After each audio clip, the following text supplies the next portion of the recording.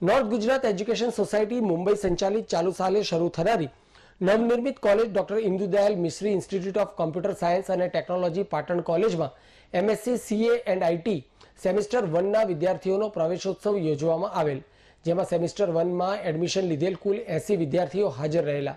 કાર્યક્રમમાં મુખ્ય મહેમાન તરીકે એનજીઈએસના સીડીઓ પ્રોફેસર જય ધ્રુવે ઉપસ્થિત રહી વિદ્યાર્થીઓને સંસ્થા વતી આવકાર્યા હતા તથા એમએસસી સીએ એન્ડ આઈટીમાં પ્રવેશથી ભવિષ્યમાં રહેલી ઉજ્જવળ તકો વિશે વિદ્યાર્થીઓને માહિતગાર કર્યા હતા.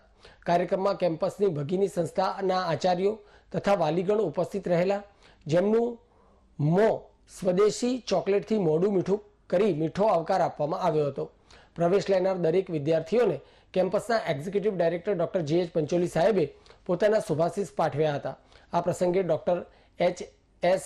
વિરમગામી, પી.જે. વ્યાસ, ડોક્ટર ગંગારામભાઈ પ્રજાપતિ તથા અન્ય તમામ સંસ્થાઓના પ્રિન્સિપાલશ્રીઓ હાજર રહ્યા હતા.